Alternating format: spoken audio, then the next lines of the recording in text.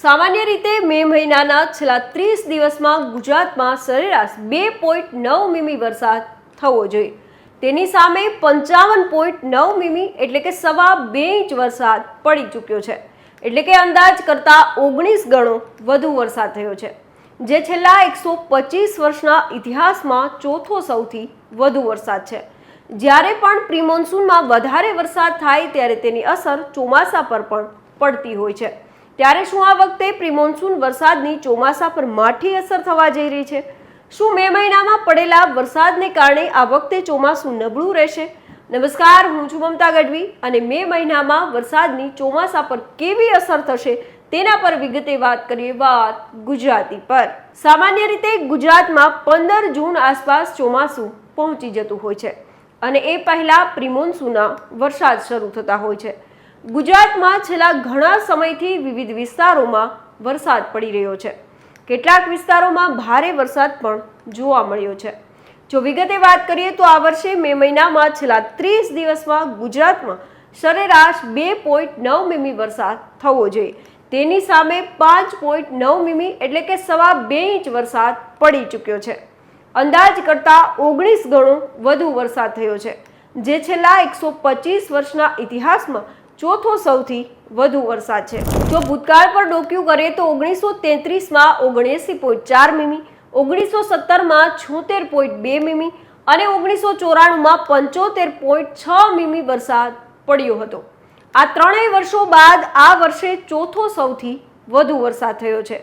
1901 થી 2025 સુધીના 125 વર્ષમાં 97 વખત મે મહિનામાં વરસાદ થયો છે, જ્યારે 28 વખત મે મહિનો કોરો પણ રહ્યો છે.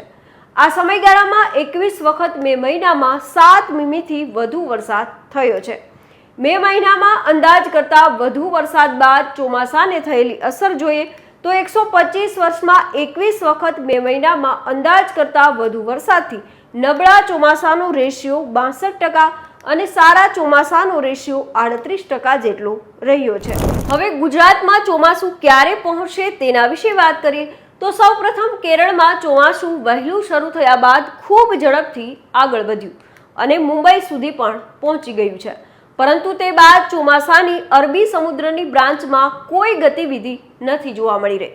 બંગાળની ખાડી તરફની ચોમાસાની ગતિવિધિ હજુ પણ ઝડપથી આગળ વધી રહી છે. એક તરફ અરબી સમુદ્રના કાંઠે આવેલા વિસ્તારો પર વરસાદનું જોર ઘટી રહ્યું છે, ત્યારે બંગાળની ખાડીમાં બનેલી મજબૂત સિસ્ટમને કારણે અનેક વિસ્તારોમાં ભારે વરસાદ પણ થવાની શક્યતા છે. બંગાળની ખાડીમાં બનેલી સિસ્ટમને કારણે ચોમાસું કેટલાક વિસ્તારમાં ખૂબ ઝડપથી આગળ વધશે, જ્યારે કેટલાક વિસ્તારોમાં ચોમાસું પહોંચતા હજી પણ વાર લાગશે તેવું હવામાન વિભાગે જણાવ્યું છે. સામાન્ય રીતે ગુજરાતમાં ચોમાસાની સત્તાવાર તારીખ 15 જૂન છે અને તેની આસપાસ કે તેના બાદ રાજ્યમાં ચોમાસું પહોંચતું હોય છે. સામાન્ય રીતે ચોમાસા પહેલા કોઈ સિસ્ટમ અરબી સમુદ્રમાં સર્જાય અને ગુજરાત તરફ આવે તો ચોમાસું વહેલું આવતું હોય છે. હાલ બંગાળની ખાડીની સિસ્ટમ બાંગ્લાદેશ અને પૂર્વોત્તરના રાજ્યો તરફ જતા ગુજરાતમાં હવે વરસાદી ગતિવિધિ વધે તેવી સંભાવના ખૂબ ઓછી છે. આ ઉપરાંત હવામાનના વિવિધ મોડેલો તાજેતરમાં અરબી સમુદ્રમાં કોઈ સિસ્ટમ બને એવી શક્યતા પણ નથી દર્શાવી રહ્યા. હવામાન વિભાગે ચોમાસા વિશે જે માહિતી આપી છે તેમાં કહેવામાં આવ્યું છે કે ચોમાસું બંગાળની ખાડી તરફના વિસ્તારોમાં આગળ વધે તેવી સંભાવના છે, પરંતુ ગુજરાત તરફ આગળ વધે તેવી સંભાવના ખૂબ ઓછી છે. ગુજરાતમાં આ વખતે ચોમાસું 98 થી 106% જેટલો વરસાદ પડે એવી શક્યતા છે. હવામાન વિભાગની આગાહી પ્રમાણે હાલ રાજ્યમાં વરસાદ ધીમો પડી જશે અને માત્ર દક્ષિણ ગુજરાતના કેટલાક વિસ્તારો તથા સૌરાષ્ટ્ર દક્ષિણ તરફના વિસ્તારોમાં છૂટાછવાયો અને હળવો વરસાદ થવાની શક્યતા છે. આગામી 2 થી 3 દિવસ સુધી એટલે કે 2 જૂન સુધી દક્ષિણ ગુજરાતના વલસાડ, નવસારી, ડાંગ, તાપી, સુરત સહિતના વિસ્તારોમાં હળવો અને છૂટો છવાયો વરસાદ થવાની શક્યતા છે. આ ઉપરાંત સૌરાષ્ટ્રના ભાવનગર, અમરેલી અને ગીર સોમનાથના જિલ્લાઓમાં છૂટાછવાયા હળવા વરસાદ થવાની શક્યતા છે. જો સૌરાષ્ટ્રની વાત કરીએ તો સૌરાષ્ટ્રના મોટા ભાગના જિલ્લાઓમાં વરસાદની શક્યતા ખૂબ ઓછી છે. કચ્છ અને ઉત્તર ગુજરાત તથા મધ્ય ગુજરાતના જિલ્લાઓમાં પણ હાલ વરસાદની શક્યતા ખૂબ ઓછી દેખાઈ રહી છે. એટલે કે મોટાભાગના વિસ્તારોમાં ફરી પણ ગરમી પડી શકે છે. તો આજથી સૌરાષ્ટ્ર અને કચ્છના વિસ્તારોમાં પવનની ગતિમાં પણ વધારો થવાની શક્યતા છે. ઉત્તર ગુજરાતના કેટલાક વિસ્તારોમાં પણ પવનની ગતિ વધે એવી શક્યતા છે.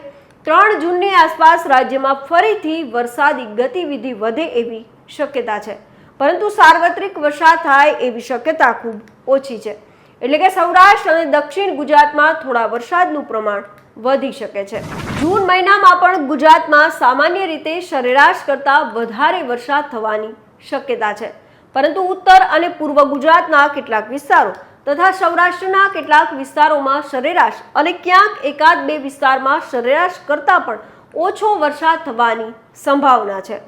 ગુજરાતમાં જૂન મહિનામાં ચોમાસાની શરૂઆત થઈ જતી હોય છે અને સામાન્ય રીતે અડધા મહિના બાદ વધારે વરસાદ થતો હોવાથી રાજ્યમાં જૂનમાં સરેરાશ વરસાદ ઓછો રહે છે.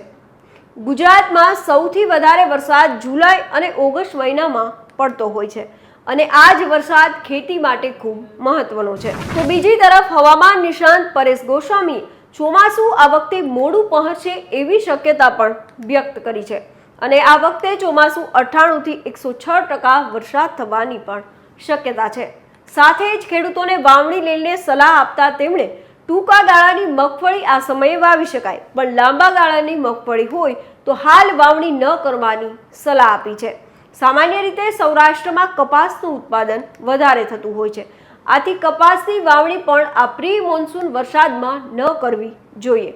જો ચોમાસાના વરસાદની વાત કરીએ તો હવામાન નિષ્ણાંતના જણાવ્યા અનુસાર આ વખતે જુલાઈ અને સપ્ટેમ્બર મહિનામાં ખૂબ સારા વરસાદ થશે, જેથી ચોમાસું આ વખતે સારું રહેવાની પણ શક્યતા છે. તો અત્યારે બસ આટલું જ. હવામાનને લઈને દરેક અપડેટ આપના સુધી પહોંચાડતા રહીશું અને મળતા રહીશું વાત ગુજરાતી પર.